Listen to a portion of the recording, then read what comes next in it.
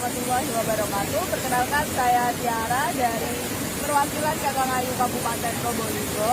Saya berasal dari kota Probolinggo. Untuk kesannya mengikuti ini sungguh luar biasa. Awalnya excited banget gitu. Kayak awalnya nggak pingin ikut, tapi ternyata bener-bener wajib dicoba. Seru, sangat berkesan. Mantap. Oke.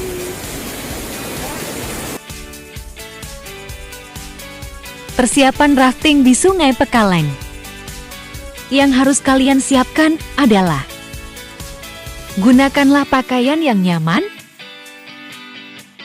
sandal anti-slip agar kalian tidak tergelincir atau jatuh, bawa baju ganti agar kalian tidak sakit karena pakaian basah. Dan jangan lupa briefing keselamatan dari instruktur. Setelah selesai, siapkan diri kalian. Yuk, tantang arus di Pekalen Rafting Probolinggo sekarang juga.